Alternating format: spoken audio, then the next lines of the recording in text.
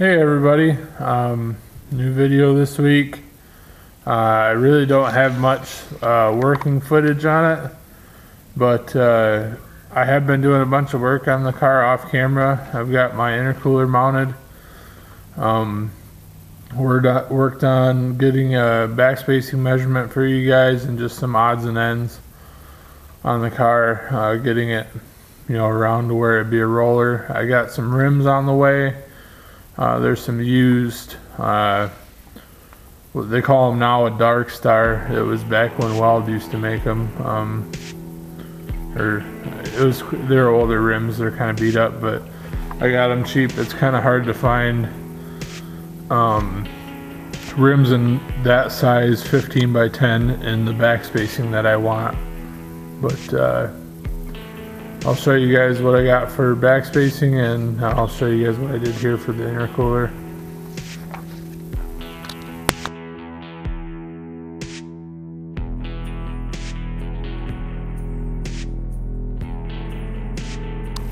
Alright, so we're here at the car, the back of the car.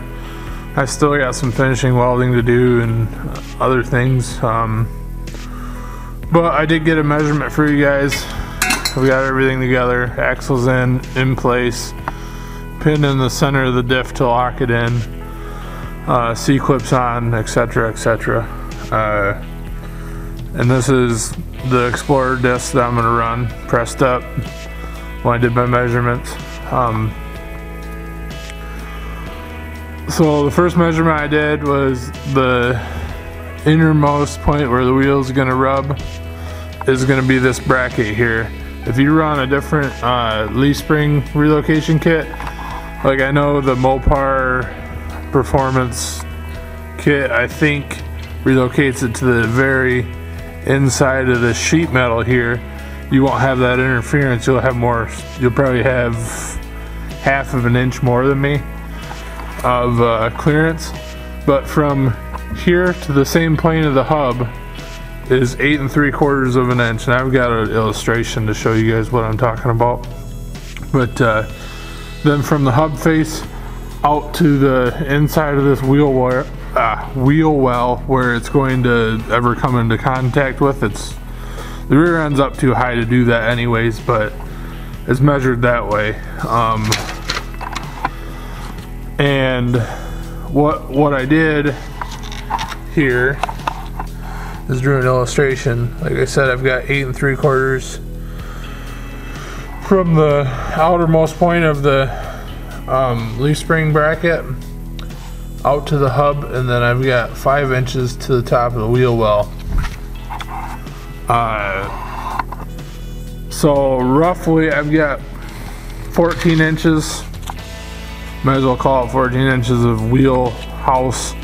I could have a lot bigger rubber on it, but what I'm gonna do is run a 28-10-5, and those rims that I just got, they're a little more backspacing than I wanted, but it's, like I said, it's hard to find what I want. I was kind of looking for like a 5.5 backspace on a 10-inch rim, so I would have it real close to the edge of the body here. 70s cars aren't usually tucked up in here, and like I told you guys before, I want to run the rear end of this car with a lot of rake, just so it looks period correct.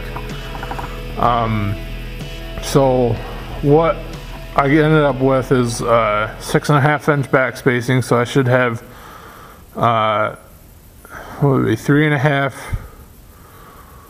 out here, 3.5 from the face of the hub to the outer edge of the rim. It'll actually be a little bit more because backspacing is based off of the rim's actual width, not the tire width that the rim takes. But it'll be close to 4 inches out this way, which will put me right on the edge of this lip here, and the tire should bulge. And like I was saying, 28-inch tall tire will probably only be about here. It'll be real close to the top of this, but the weight's on the car right now, so I might have to roll the fender a little bit, but it's not gonna come into contact with it. And like I said, 6.5 is a little bit more than I wanted. I was looking for like a 5.5 or a 6, but in a cheap tire, I haven't really found anything. I found these for 125 bucks. They're a little beat up, like I said, but they'll work. So we're gonna run those. Hopefully I can get them here by the end of this video so I can edit it into the video. My friend is going to Detroit to pick them up after work tomorrow. So if I don't like the fitment of them, I will be able to put a spacer on it. I know it's not a great idea, but I'll be running bigger studs anyways.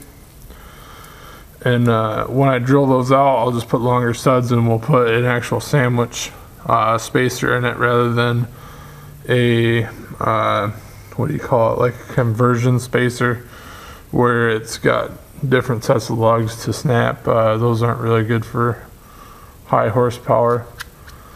But that's about it for the back. I mean, I haven't really worked on it much else. We got everything squared up. I need to sit down and have some time for welding it, but I haven't really set time aside yet. It's been a little hectic. So I'm back up here at the front. That intercooler, I think I showed you guys, there was a couple tabs that come out from the original body, and I just made like conversion on it.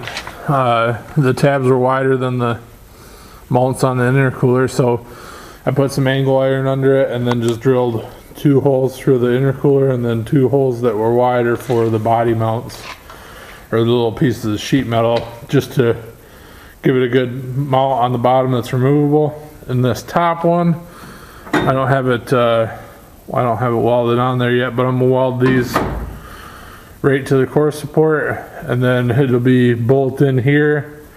So when I need to remove it, I just remove the bottom, pull the intercooler out, or pull the bolts out, pull the intercooler out. Another thing that I'm kind of messing with, because my intercooler is so large, this doesn't want to fit anymore. So I'm really gonna have to get creative on how I narrow this down to work. What I'm thinking to do would be to cut off more of this, take the lever there that actuates, sorry this is really hard to film and show you guys. Bear with me. See that lever right there below my finger? That's what actuates the unlock mechanism. I'm thinking about cutting probably up to about my thumb, taking that lever and bending it out this way, and then moving the holder here for this cable up, and that'll allow it still to move in and out, but it'll give me a lot more clearance where I can lower this down more. It's just kind of a process, you know. Nobody really does this, so you got to just figure each step out. And I'll get some more work done here, hopefully off camera, and I'll show you guys, you know, how I did it, what I did, and what it looks like. Alright, so that top mount's on there good. She's not going anywhere, not unless the whole core support rips out.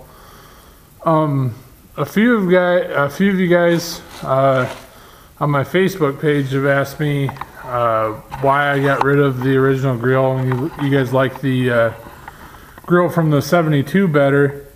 The 72 has maybe this much of the grill is out flush with the edge of the hood, and then it indents. This core is so thick. It's a 3-inch thick core. This is basically beyond the headlights. You see the headlights are right there. So that's why I had to go with that flat nose grill. And honestly, I was going to just make like a roadkill, what they did on that 68 Charger. I think it's a 68. I don't really know Mopars that well, but I'm pretty sure it's their 68 Charger, the one that they Hellcat swapped. They just put a piece of grating, like expanded metal across.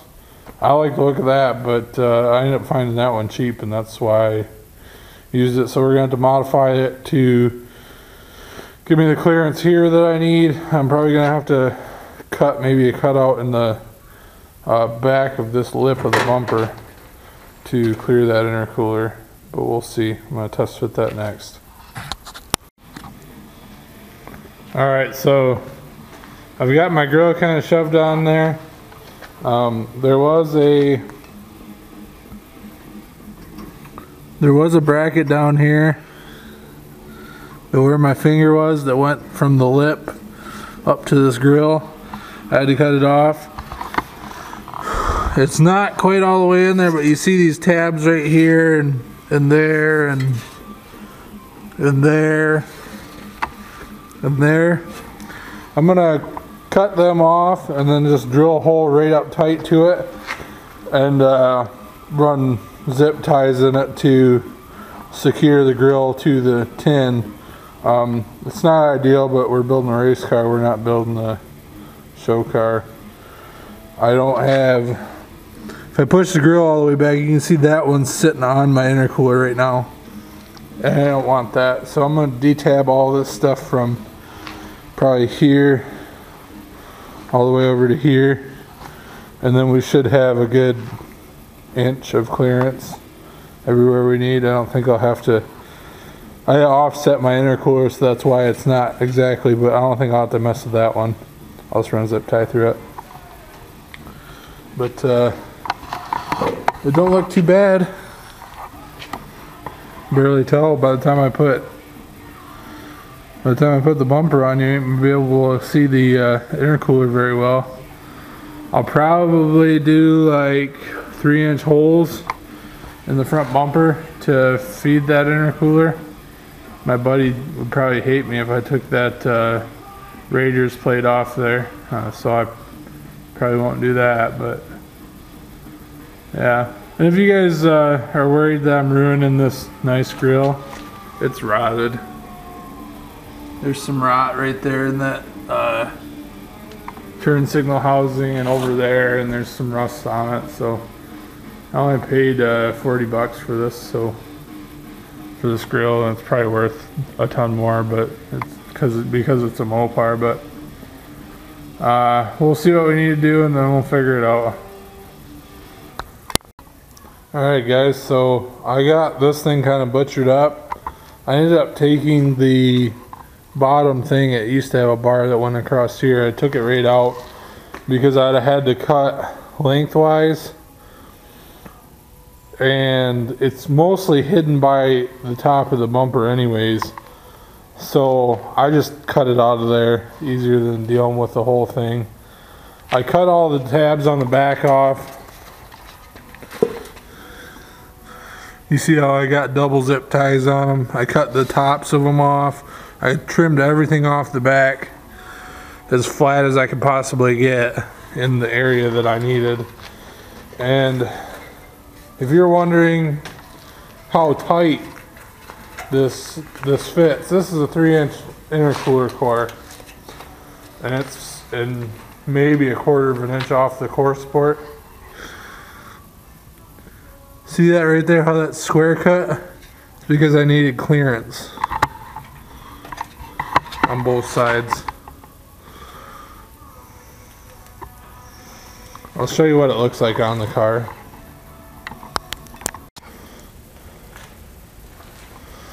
Alright guys, so I got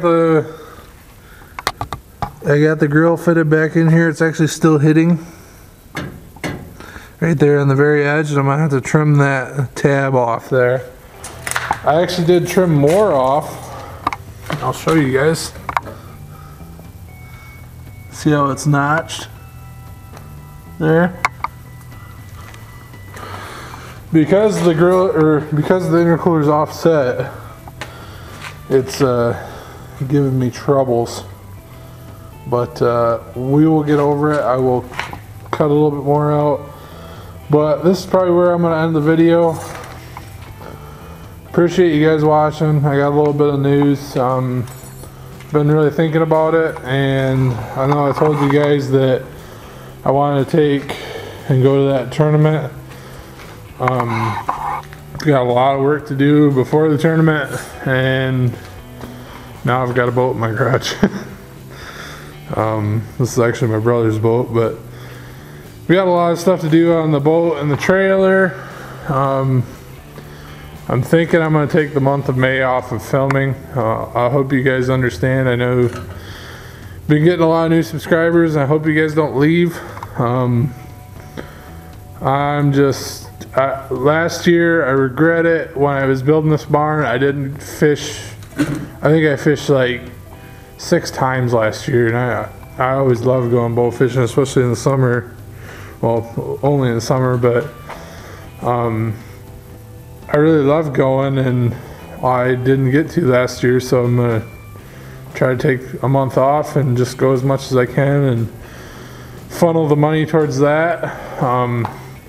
It's been kind of stressful with the filming because every week I want to have content for you guys to watch, and I've been spending money that I don't really have to have parts here to film, and I need to catch up. You know, it's life, but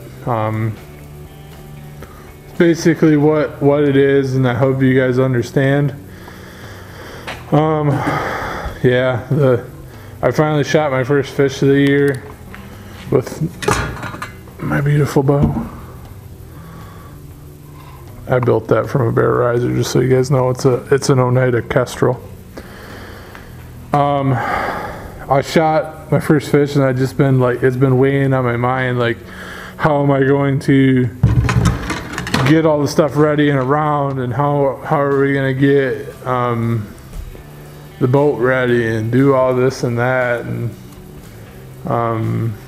what I think I need to do is just lay off of car parts buying for a month and just try to save some money up, spend it on the boat and on the camper and stuff, and just, you know, consolidate all my time to the things that I need to do to get this done so I can go fishing.